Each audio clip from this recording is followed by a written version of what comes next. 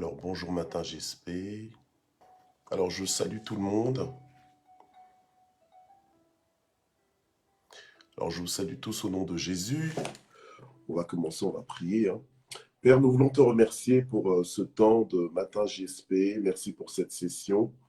Et nous prions vraiment pour que tu décantes et tu débloques toutes choses, pour que notre sœur Lily Lengema puisse se connecter. Et elle s'est préparée ce matin pour bénir ton peuple. Et je prie vraiment pour que qu'elle soit en paix là où qu'elle est et qu'elle puisse vraiment trouver l'accès à cette plateforme. Je prie pour tous les propriétaires de Matin GSP qui sont déjà connectés. Je prie pour que tu puisses vraiment les bénir, nous bénir tous et nous faire du bien ce matin. Alléluia. Et que le temps peut-être qui vient de s'écouler, que tu puisses nous aider vraiment à rentabiliser le temps qui reste. Encore à vivre ensemble au nom puissant de Jésus. Voilà. Alors, on va ouvrir nos Bibles rapidement donc dans Josué 1. Josué 1, verset 9. Ok. Alors, on est dans Josué chapitre 1, verset 9. Ne t'ai-je pas donné cet ordre? Fortifie-toi et prends courage. Ne t'effraie pas et ne t'épouvante pas, car l'Éternel, ton Dieu, est avec toi partout où tu iras. Voilà. Alors, là, nous voyons que Dieu parle à Josué et Dieu, en fait, il s'est révélé à Josué en disant à Josué que voilà, maintenant, mon serviteur Moïse est mort et maintenant, maintenant, c'est avec toi que je vais fonctionner, voilà, principalement comme le leader de mon peuple. Donc en fait, Dieu s'est manifesté parce qu'on est dans le mois des transitions, d'accord? On est dans le mois des transitions.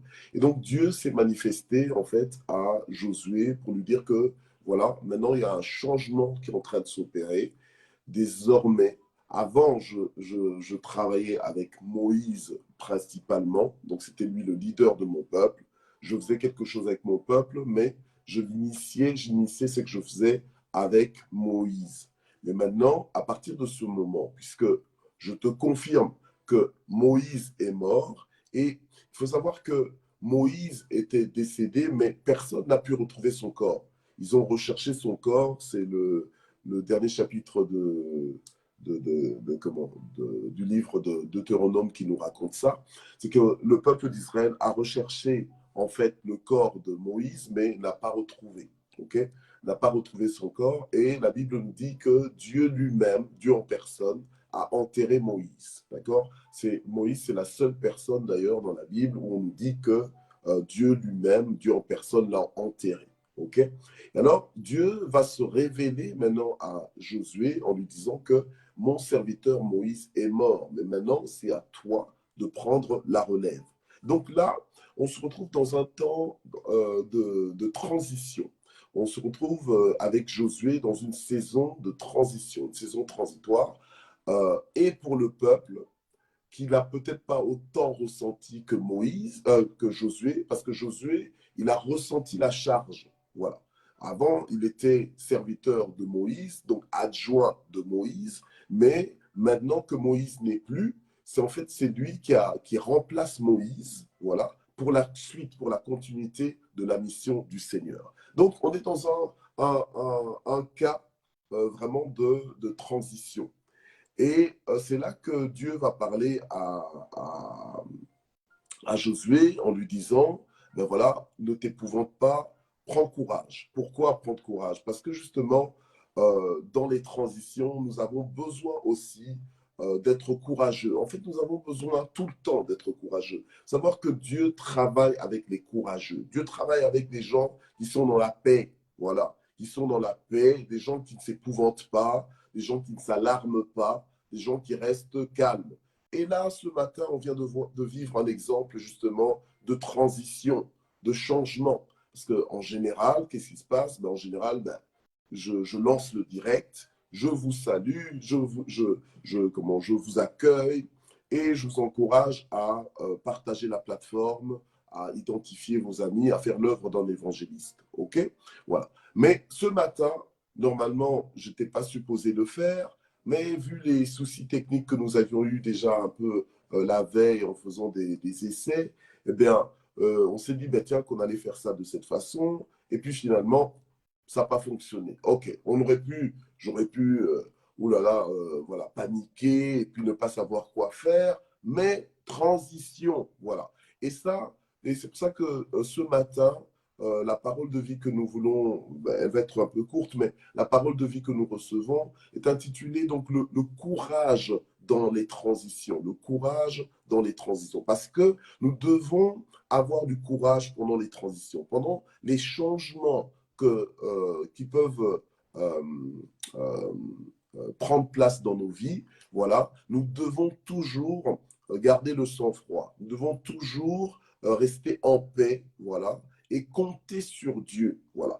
compter sur Dieu. Parce que ce matin, par exemple, on aurait pu être tous dans le qu'est-ce que c'est, se dire, oh, mais c'est quoi? Et tout, et puis finalement, bon, ben, au revoir, matin GSP. Non, voilà. On s'est dit, ben non, on est là, donc on va pouvoir vivre le matin GSP ensemble, prier ensemble, traverser ce moment ensemble, transiter ensemble.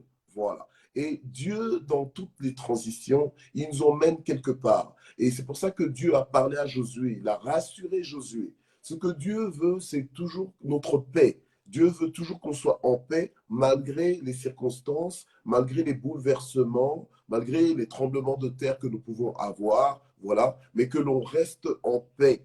Voilà. Jamais le Seigneur va te dire, oui, c'est le moment de trembler, c'est le moment d'avoir peur. Non, le Seigneur veut toujours que l'on soit en paix. Lorsque le Seigneur Jésus était dans la barque avec ses disciples et que la barque a été bousculée par la tempête et le vent, ben Jésus dormait à la poupe du bateau et les disciples pensaient que c'était la fin de leur monde, que c'était la fin du monde, voilà, qu'ils allaient périr. Ils ont réveillé Jésus en disant, mais Seigneur, mais tu t'inquiètes pas de ce que nous sommes en train de périr. Mais le Seigneur ne dormait pas par insouciance, le Seigneur dormait justement par souveraineté, j'ai envie de dire, et même il dormait en confiance que Dieu connaît ses temps et ses circonstances, qu'il gère tout.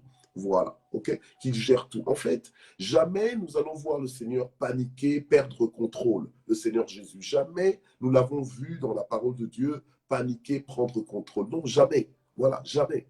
En fait, la seule fois, je crois qu'une des seules fois où on le voit, entre guillemets, fuir la foule qui voulait peut-être le lapider, en fait, c'était pas le temps. Voilà. Donc, il est parti, il est sorti de là. Voilà. OK? Mais le Seigneur a toujours été au contrôle des temps, des circonstances. Il a toujours été calme. Voilà. Peu importe les transitions, il était calme. Et quand les disciples ont paniqué, l'ont réveillé en disant, mais sauve-nous, nous périssons, ben, le Seigneur a dit, mais attends, mais pourquoi est-ce que vous n'avez pas de la foi? Pourquoi est-ce que vous avez peur, homme de peu de foi? Voilà. OK? Alors, Dieu, maintenant, avec Josué, il fait pareil. Il dit, écoute, Josué, maintenant, il y a un changement qui s'opère, un changement majeur, et ce n'est pas le seul, il y en aura d'autres. Parce que ce n'est pas la seule transition que nous aurons à vivre. Nous aurons à vivre plusieurs transitions. Voilà. Parce que la Bible nous dit clairement qu'il y a un temps pour tout. OK? Donc, il y a un temps pour commencer, il y a un temps pour finir. Il y a un temps pour commencer, il y a un temps pour poursuivre. Il y a un temps pour tout. Voilà. OK? Donc, nous devons comprendre ça et ne pas penser que les choses ne vont jamais changer et tout ça. Non, les choses vont changer, les choses changeront toujours. La Bible nous dit que tout passera, mais la parole de Dieu, elle va demeurer. Donc, les choses vont passer. Même le Seigneur nous a dit, voici, je suis avec vous tous les jours jusqu'à la fin du monde. Donc, il y aura, à un moment donné, il y aura une fin du monde. Il y aura une fin de ce que nous pensons qui seront toujours là. Non, il y aura à un moment donné une fin. OK? Voilà. Une fin du moins de ce monde, on va dire, de ce monde actuel. OK? Voilà. Alors donc le Seigneur encourage Josué en lui disant, écoute, prends courage, fortifie-toi. Pourquoi? Donc c'était quasiment la condition pour laquelle, ou plutôt par laquelle, le Seigneur allait pouvoir faire des choses avec Josué. Voilà. Donc toi ce matin, qui as le souffle de vie, tu as reçu le souffle de vie, mais tu as deux choix. Soit tu paniques devant tout, dans toutes les transitions, les changements qui vont se faire, les imprévus, voilà, les imprévus, les improvisations qui vont avoir lieu dans ta vie, soit tu paniques, ou alors tu fais confiance en Dieu et donc tu choisis d'être en paix malgré la guerre. Tu choisis d'être en paix malgré les bouleversements. Tu choisis d'être en paix, d'être en confiance malgré que les choses que tu vois, malgré que les choses que tu entends te poussent en fait à paniquer, à perdre contrôle. Voilà, ok? Mais donc c'est ton choix à toi. C'est ton choix de te fortifier. C'est ton choix pendant la transition de manifester du courage, de manifester de la confiance, d'espérer en Dieu contre toute espérance. Voilà. Amen. Donc c'est vraiment ton choix, c'est ton positionnement. Alléluia. Et si tu le fais, eh bien, tu feras des exploits avec Dieu. Tu vas en fait collaborer avec Dieu. Voilà. Parce que ce que Dieu a prévu pour ta journée, ce que Dieu a prévu pour cette saison, c'est pas que ton cœur lâche. Non. C'est pas que ton cœur lâche, c'est pas que tu perds de la tête, que tu craques. Non, pas du tout. Donc, ne perds pas espérance, ne perds pas courage, même si c'est compliqué, même si les choses se compliquent, même si les choses, tu as l'impression que tu perds contrôle par rapport à ta vie, voilà, qu'il y a des circonstances, parce que même Job aussi, le jour où tous les malheurs se succédaient dans sa vie, là, hein, on le voit dans Job chapitre 1, eh bien, il aurait pu aussi se dire, mais tiens, je suis en train de perdre contrôle de mes circonstances. Mais c'est quoi avoir contrôle de ces circonstances? Parce que hier, j'en ai parlé, je disais, ce n'est pas aux circonstances de nous contrôler, mais c'est à nous de contrôler les circonstances. Ce n'est pas aux circonstances de nous maîtriser, mais c'est à nous de maîtriser les circonstances. Mais il y a des fois où, en fait, il y a des choses qui t'arrivent.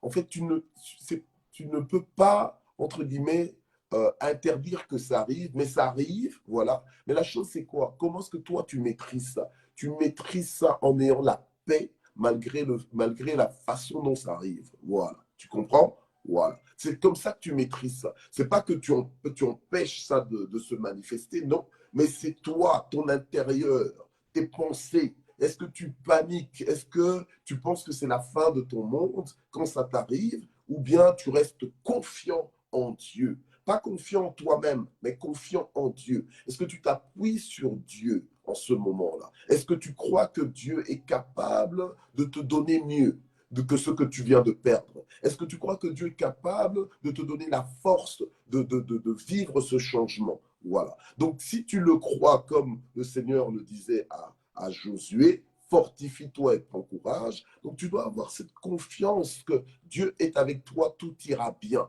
Même si le monde se lève contre toi, même si une armée se lève contre toi, toi, tu dois choisir de rester sans crainte. Voilà. Parce que ton Dieu est avec toi. Voilà. Donc, tu dois être solidement ancré en Dieu, solidement réfugié en Dieu, voilà, au point que tu deviennes inébranlable et que